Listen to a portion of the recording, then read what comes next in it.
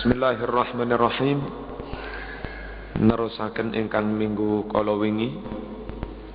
Qala Rasulullah, bersabda Rasulullah sallallahu alaihi wasallam, "Ughdu 'aliman aw muta'alliman aw mustami'an aw muhibban wala takunil khamis fatahlik." Rawahul Baihaqi. Hadis riwayat Imam Baihaqi. Jadilah engkau sebagai orang alim, ulama. Niki yang sekarang sulit. Faktornya banyak. Antara lain karena beberapa pondok kita kualitasnya sudah menurun. Kenapa pondok-pondok kita kualitasnya menurun? Meskipun enggak semua. Karena memang masyarakat butuh ijazah formal juga untuk kebutuhan kerja. Nah, karena masyarakat butuh ijazah formal, terpaksa beberapa pondok pun mengadakan pendidikan formal di dalam pondok. Sebab perhitungannya antara pondok melayani atau tidak. Kalau pondok pesantren tidak melayani pendidikan formal, akhirnya masyarakat sekolah formal di luar pondok, maka itu lebih membahayakan agama kita. Terus terpaksa di dalam pondok pun ada sekolahan formal. Nah, setelah di pondok ada sekolahan formal, maka yang diniyah non formal dan yang formal mulai SD, SMP Islam, SMU Islam sampai perguruan tinggi, itu yang berkembang malah formalnya. Kemudian yang diniyah non formal kurang bisa berkembang. Di mana-mana begitu. Di Jombang, Peterongan, Tebuireng, kemudian Tambak Beras, mana-mana. Di sana ada diniyah dan ada pendidikan formal. Ternyata yang laris formalnya. Yang diniyah itu peminatnya enggak terlalu banyak. Nah, terus ketika pondok sibuk melayani pendidikan formal, mau enggak mau ikut Kurnas, kurikulum nasional, tentu kualitas diniyahnya berkurang. Karena dalam kurikulum nasional punya perhitungan-perhitungan pertimbangan sendiri. Di sana tidak ada mata kuliah misalnya Jahrul Maknun, itu Balaghah, enggak ada mata kuliah mantek, enggak ada dan sebagainya. Enggak ada tafsir yang gede-gede itu. Dalam kurikulum nasional enggak ada ngaji kitab Ihya. Dalam kurikulum nasional enggak ada khataman hadis Bukhari Muslim. Namanya kurikulum nasional. Nah, pondok-pondok yang terpaksa pakai kurikulum nasional karena membuka pendidikan formal melayani masyarakat, tentu nanti setelah tamat kualitasnya tidak seperti yang dulu-dulu. Tambak Beras ketika belum ada pendidikan formal, maka kemampuan ngaji alumninya ya beda. Setelah Tambak Beras ada pendidikan formalnya, tapi ya tetap lumayan. Katimbang pendidikan formal tidak mondok, ya tetap lebih baik pendidikan formal yang mondok. Cuma kualitasnya sudah bukan standar kiai lagi. Jadi kalau untuk jadi kiai lagi masih harus ke Yaman, masih harus kemana-mana begitu. Nah, ini Nabi berpesan, jadilah ulama, jadilah kiai, jadilah orang alim. Dan sekarang untuk menjadi orang alim itu sulit, karena beberapa pondok membuka pendidikan formal, terus kualitas ngajinya berkurang. Apa ditutup aja formale? Nggih, enggak bisa ditutup, wong itu kebutuhan masyarakat. Enggak salah pondok mengadakan pendidikan formal, enggak salah. Terus kemudian pondok-pondok yang tetap salaf, diniyah, koyok Sidogiri, Lirboyo dan sebagainya, itu itu sebetulnya dari pihak pondok, dari pihak kiai tetap mendesain pendidikan supaya lulusannya itu alim-alim. Hanya karena zaman ini, zaman ono HP, zaman ono internet, kadang neng pondok nggak gendaan, kok neng dalan yo. Nah, akhirnya nopo para rawuh? Tingkat ibtidai murid banyak, tingkat sanawi murid banyak, tingkat aliyah itu kelas 1 masih banyak, tapi nanti yang sampai lulus, sabar lulus sampai aliyah kelas 3 itu tinggal beberapa gitu. Jadi kalau dulu sing sabar sampai lulus aliyah itu sekian persen banyak, kalau sekarang yang sabar sampai lulus aliyah itu hanya sedikit. Apalagi yang pondok putri, engko sik sanawi ngono wis bolak-balik dilamar wong, akhirnya nggak sampai tamat, nggak sampai selesai. Jadi sebetulnya ya, pondok tetap menginginkan supaya mereka tamat aliyah. Nah biasanya setelah tamat aliyah itu kalau situ kiri, terus mereka ditugaskan ngajar kemana-mana selama 2 tahun. Habis itu kembali lagi ke pondok, mematangkan ngaji, terus dianggap tamat. Udah. Kalau di Lirboyo, setelah tamat aliyah itu ikut program syawir, musyawarah membahas kitab besar-besar itu selama 2 tahun. Setelah itu terus ditugaskan ngajar di tingkat ibtidai, sanawiyah, aliyah. Sudah selesai itu, setelah itu dianggap tamat. Ya memang benar-benar alim. Aliyah selesai, balaghah, juman, maknun, alfiyah, hadis Bukhari Muslim, fikih-fikih selesai. Setelah itu masih musyawarah kitab besar-besar 2 tahun. Setelah itu masih praktek ngajar selama 5 tahunan lebih. Nah itu lek mulai ya akhirnya jadi kiai-kiai itu. Programnya tetap pondok itu, tapi sing kuat ngono iku mek kursi loro.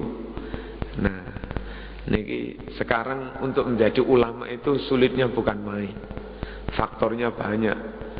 Faktor yang utama ya faktor kondisi, keadaan memang kurang memungkinkan. Terus kadang-kadang juga dari orang tuanya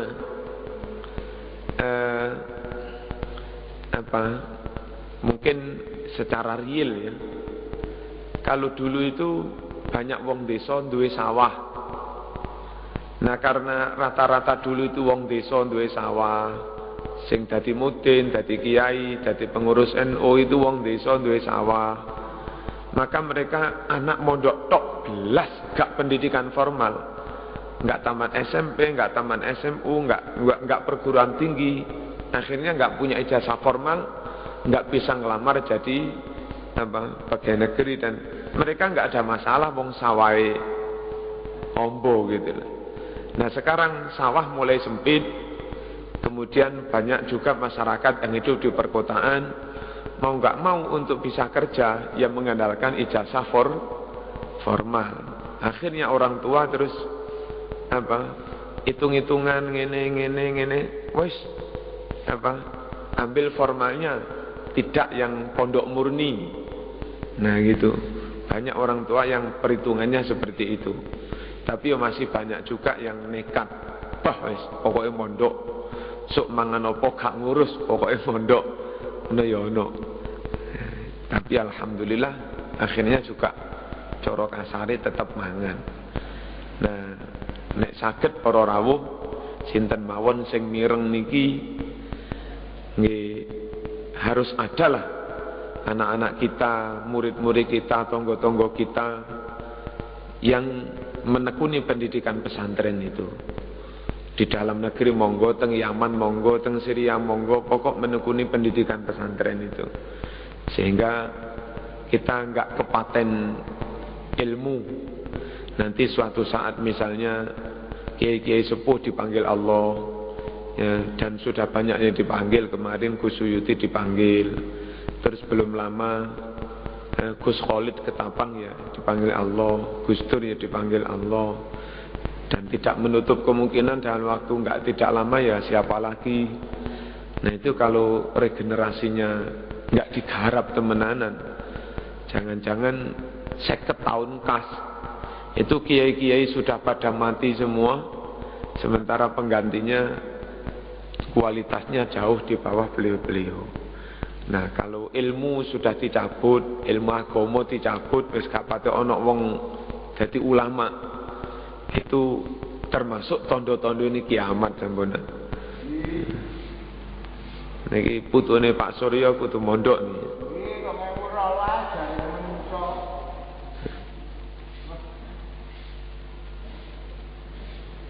Bismillahirrahmanirrahim.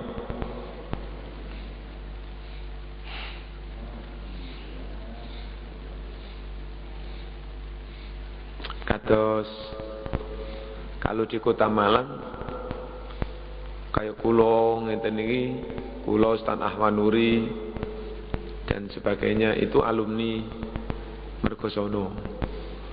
Kemudian Ustaz Murtado dan sebagainya itu alumni Gading. Kemudian Habib Jamal dan sebagainya sebelum ke Yaman itu alumni Darut Tauhid. Dan ada beberapa ulama Malang alumni Darul Hadis. Itu loh. Nah, yang sekarang ini kualitas alumni itu sudah tidak seperti yang zaman saya dulu. Baik di mana-mana. Bukan kok kiainya terus kendor semangatnya, tidak.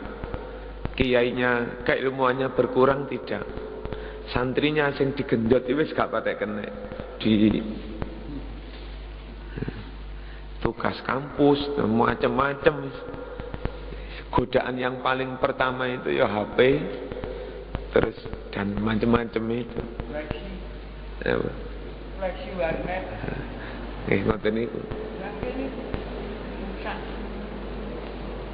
Nanti kalau pondoknya tetap Gading, tetap Mergosono, tetap Darut Tauhid, ya tetap Darul Hadis, ya tetap nggak berkurang kualitasnya.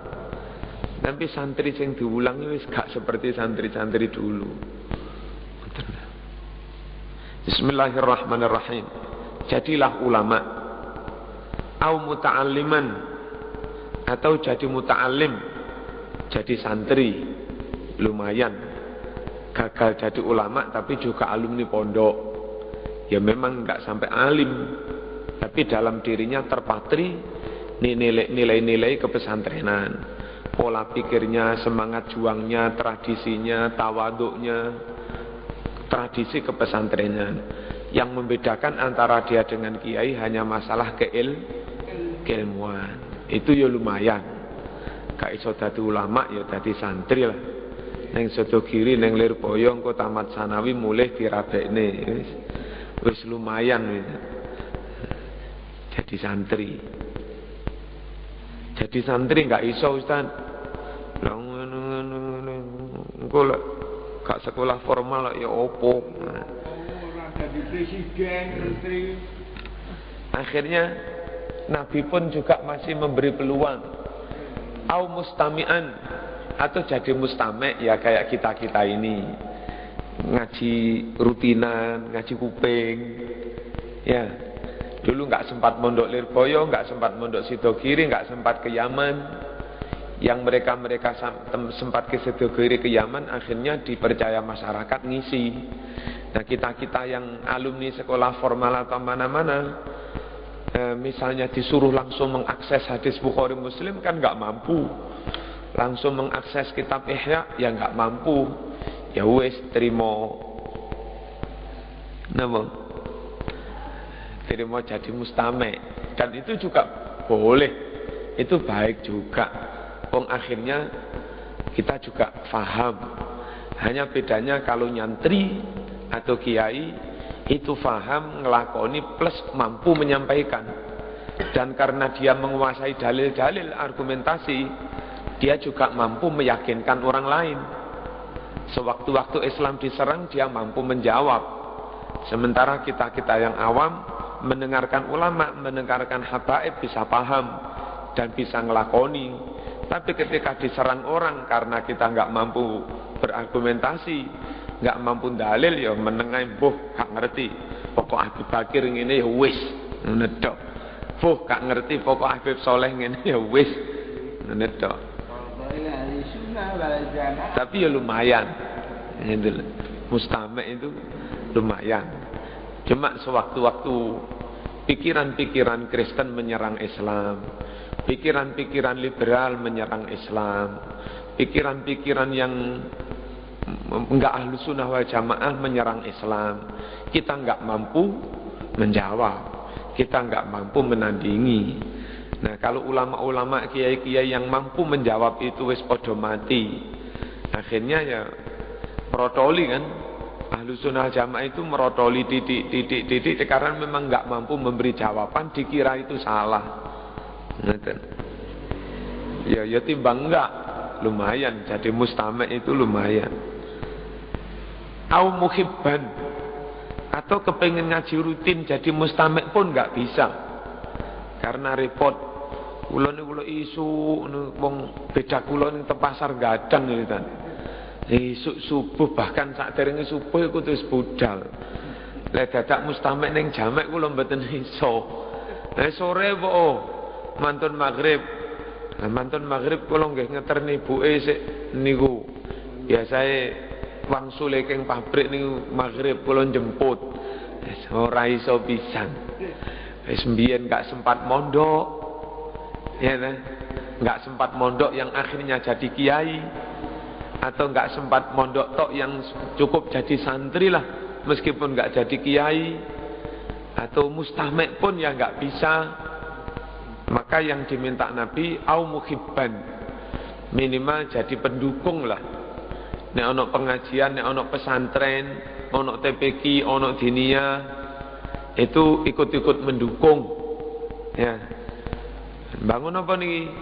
Bangun TPQ, melok-melok dukung, cek duwike, cek dongane, cek tenagane. Ngapunten iki kula mboten iso ngaji, wong kula niki repot teng pasar. Tapi niki damel bantu TPQ 1 juta. Ngono lah ya. Lumayan Pak Suryo. Oh nggih, 200. Jadi ulama, kalau enggak kuat jadi ulama ya jadi santri. Enggak kuat jadi santri karena kita orang umum, ya ikutlah pengajian rutin-rutin, ceramah, khutbah, jangan tidur, dirungokne temenanan. Kalau itu pun enggak bisa, repot. Ya, jadi pendukung. Ya, mendukung kegiatan-kegiatan keagamaan. Nanti semuanya itu masuk dalam lingkaran ulama.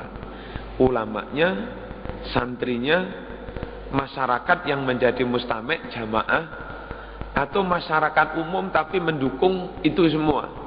Itu berarti semuanya itu masuk dalam ombyoan ulama. Selamat insyaallah, husnul khotimah. Wala takunil khamis fatahlik. Ojo dadi wong sing nomor 5. Ulama yang enggak, santri yang enggak, pengajian rutin ya enggak, mendukung ya enggak, tambah nyirim peti. Untuk pengajian di speaker ini jare ini melanggar hak asasi, ini melanggar HAM, mengganggu ini. Pengajian umum begitu, karena kebetulan dia jadi lurah, jadi apa, tidak memberi izin, karena pengajian umum itu mengganggu dan sebagainya. Wes, jadi kiai ora, santri ora, jadi jamaah mustame' ya ora, jadi umat yang mendukung ya enggak, tambah nyirim peti. Kata Nabi fatahlik, sama nanti akan celaka. Maksudnya masuk neraka. Masuk neraka. Insyaallah pokok 4 komponen masyarakat itu masih ada. Ahlus sunnah masih kokoh. Ulama terus bermunculan, santri juga terus berdatangan. Kemudian yang enggak sempat nyantri jadi jamaah, ngaji mustame', ngaji umum. Yang itu pun enggak sempat nyambut gawe dan sebagainya jadi pejabat, maka dengan jabatannya mendukung kegiatan itu. Pokok itu masih insyaallah ahlu sunnah berjaya. Afdalul iman an ta'lama annallaha ma'aka haitsu ma kunta, rawahu Tabrani. Afdalus sadaqah an yata'allamal mar'ul muslimu ilman thumma yu'allimahu akhahul muslim. Rawahu Ibnu Majah. Afdhalus shadaqah, sedekah yang paling utama, an yata'allamal mar'ul muslim ilman. Sedekah yang paling apik itu hendaknya seseorang ngaji, yang ngaji seperti ini, apa di pondok, apa di mana-mana. Tsumma yu'allimahu akhahul muslim. Lalu dia mengajarkan ilmu yang sudah dia dapat itu kepada saudaranya sesama muslim. Ini sedekah yang paling afdol. Ulama-ulama, para habaib dulu ngaji dari Yaman, dari mana-mana, lalu sekarang disampaikan ke masyarakat. Terus panjenengan mari ngaji rutin ngeten iki. Ibuke enggak sempat ngaji rutin karena masak dan sebagainya. Nek sempat ya dikandani. Lah sing enggak dikandani ya takono. Ngono lho. Mengaji apa Pak ning jamek? Ngeten. Kayak enggak butuh ilmu. Niku sedekah yang paling afdol. Ngaji, setelah itu ilmu yang dia dapat disampaikan kepada orang lain. Afdalul iman an ta'lama annallaha ma'aka haitsu ma kunta. Termasuk tingkatan iman yang paling utama, yang paling tinggi. Itu orang sudah sampai pada suatu kesadaran bahwa kemanapun, dimanapun diawasi Allah. Kemanapun, dimanapun, dalam keadaan apapun senantiasa disertai Allah. Ini lah, orang kalau merasa dilihat Allah terus, merasa dibarengi Allah terus, maka insya Allah orang seperti itu sepi tidak maksiat, rame juga tidak maksiat. Itu namanya makom muraqabah, makom tingkatan keimanan yang mana orang itu sudah terus-terusan merasa dilihat oleh Allah. Sami'un basir. Dia maksiat enggak berani, maksiat zahir enggak berani, maksiat batin enggak berani. Dendam, dengki, riya, sombong enggak berani.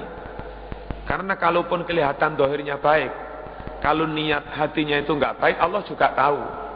Nah, dia sadar Allah tahu ini juga, maka dia enggak mau. Punya sifat, punya hati yang jahat itu dia enggak mau. Jadi baik itu ya zahir ya batin. Karena merasa diawasi Allah terus. Orang yang merasa diawasi Allah terus, bareng orang lain sholatnya berkualitas, bacaannya jangkep, sujud rukuknya ya khusyuk, panjang, anteng, tumakninah, dewean ya, dewean sepepe sholat di dalam kamar ya tetap begitu. Karena dia sadar di masjid jami' dilihat Allah, di dalam kamar sendiri pun juga dilihat Allah. Jadi orang yang sampai pada suatu kesadaran merasa diawasi Allah terus, annallaha ma'ak, bahwa Allah senantiasa bersama kamu, bersama panjenengan, bersama kita, itu di mana-mana enggak mau maksiat, zahir batin enggak mau maksiat, terus zahir batin sepi atau tidak, kualitas ibadahnya tidak berkurang. Ini beda dengan orang munafik. Orang munafik itu enggak percaya karo pangeran, enggak patek percaya. Ya mek kur sungkan, apa salat, sungkan karo tangga, sungkan karo mara tuwa. Begitu ada kesempatan pas enggak karo mara tuwa, gak salat. Ataupun kalau salat saenake dhewe. Pas ning pondok wedi karo kiai, gak wani maksiat temenanan. Tapi ternyata ning kampus gendaan. Ini itu potret orang yang enggak merasa diawasi Allah terus. Karo pangeran ini ora patek percaya. Nah ngene iku usum saiki. Nek ketemu kiai ini, engki mak kiai engki. Non glenon mak kiai engki. Atur sekelangkong engki. Lek nang ngarepe kiai. Nggih kaya kula niki. Tapi bareng ngaduk wis gak ono ya Mas Duki. Gak ono Habib Soleh. Enak. Saenake dhewe ae. Kupam ya baru. Kupam barang. Tapi itu pun ya seluwe apik tinimbang jauh dari kiai blakraan. Di depan kiai pun ya berani blakraan, wis gak ono sing sungkani. Neng Gusti Allah ya gak sungkan, neng maratuwa gak sungkan, neng kiai gak sungkan, suruh sae nemen. Napa nih? Termasuk tingkatan iman yang paling tinggi itu orang merasa sadar terus senantiasa disertai Allah, senantiasa diawasi Allah, dan otomatis yaitu tadi ibadahnya berkualitas, bersama orang atau tidak ibadahnya tidak turun, menjauhi kemaksiatan zahir batin karena Allah tahu. Terus makna dari annallaha ma'ak, Allah senantiasa menyertai kita, itu bisa jadi maknanya begini juga. Kita yakin, kita sadar dimanapun Allah merahmati kita, dimanapun Allah menolong kita. Nah, karena kita yakin dimanapun merasa ditolong Allah, dirahmati Allah, maka dalam rangka berjuang, berjihad, beramar ma'ruf nahi mungkar, gak perlu takut. Nanti kalau saya begini gimana Ustaz? Saya begini gimana Ustaz? Loh, kok koyok gak ada rahmat Allah? Kok koyok gak ada pertolongan Allah? Kok koyok gak ada perlindungan dari Allah? Udah, jangan takut, Allah bersamamu. Saiki wong gampang weden. Gitu saja kok repot, ada Allah. Gitu aja. Bismillahirrahmanirrahim. Mestinya orang seperti ini ya, dimanapun merasa bersama Allah, dimanapun enggak maksiat, dimanapun amalnya baik, dan dimanapun tetap pemberani. Terus dia enggak punya kekhawatiran apapun. Nggak termasuk niku wau. Sebetulnya enggak punya sawah, enggak punya apa, tapi asal sedikit ada biaya saja. Anak 5 di pondok nih kabeh. Dan dia enggak mikir besok anakku kerja apa, enggak mikir. Kira-kira lek enggak duwe ijazah, enggak sarjana payu rabi apa ora dipikir. Bah, ono rahmate pangeran ae.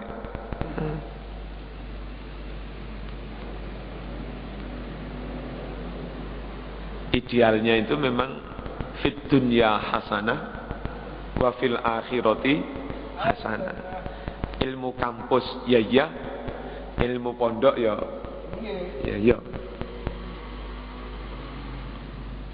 Bismillahirrahmanirrahim. Afdhalus sadaqah an tusbi'a kabidan ja'ian. Termasuk sedekah yang paling afdol itu membuat kenyang orang yang lapar. Termasuk ndak melakukan teh barang. Nggih, mangki kula-kula biayi. Niki termasuk afdhalus sedekah. Sedekah yang paling afdol. Dan tradisi yang dibangun oleh wali-wali songo itu jangan ditinggalkan. Kalau ada orang bilang nyerang, ora usah dirungokne. Wali songo itu mentradisikan agar kita masyarakat itu sering memberi makan. Dengan berbagai cara wali songo itu memberi motivasi supaya masyarakat itu sering memberi makan. Anak lahir brokoan memberi makan. Mari ngono akikoan jenenge anak memberi makan. Nah terus kirim donga wong tuane acarane ngono ya memberi makan, mantu ya memberi makan. Ate peletakan batu pertama ya sedekah panganan, selamatan dulu. Ate masang kuda-kuda ya selamatan maneh memberi makan. Ate budal lamaran ya selamatan maneh memberi makan. Engko hari ulang tahun NU, hari ulang tahun Muhammadiyah, milad namanya, hari ulang tahun PKS, ya mesti ada acara memberi makan. Oh, Pokoknya semangat. Alhamdulillah. Nah itu termasuk sedekah yang paling afdol. Dan itu murah meriah, pantas para rawuh. Coba jenengan ngundang tonggo, kirim donga nang wong tuane. Entah itu dinamakan acara 40-an atau apalah. Atau enggak dinamakan acara 40, pokoknya kirim donga nang wong tuwa. Selesai maca donga-donga, tahlil dan sebagainya, terus diwe mangan sak piring. Mangan soto sak piring itu regane misale 2.500. Sak teh sak akuane 3.000. Terus berkat nasi kotak apa itu regane sekitar 5.000 atau 7.000 lah, wis bagus. Berarti total piringane teh berkate itu hanya 10.000. Ayo, saiki sampean model tidak wujud panganan. Tonggo-tonggo diundang. Mari acara diwai duit amplopan 10.000, sampun wangsul. Kira-kira ya napa? Mboten penak. Wakil gak iso ngrasakne, berkat omah. Nggih, sik tetep pantes. Apa? Mantun acara mangan mulih digawani berkat. Podo-podo nilainya 10.000. Loh itu kalau dimasak sendiri nilainya nggak sampai 10.000 kadang. Ini pokoknya termasuk afdol, murah meriah dan afdol. Dan barokah. Barokah namanya juga berkat. Bismillahirrahmanirrahim. Ngaji misalnya kiai ngaji teng desa, ini kadang-kadang mboten diaturi uang bensin, tapi tambah digawani duren, digawani gedang, ngoten-ngoten. Pantes itu, sangat pantes. Sekalipun sebetulnya andai itu dijual diwujudin duit, tambah nggak pantes. Tapi wis pokok sedekah panganan ini afdal. Bismillahirrahmanirrahim. Kula yo kepingin mari ngaji su ngeten iki, moro-moro ana jamaah. Cek lapo lah syukuran apa. Insyaallah benjing rebu ngajeng. Mangan.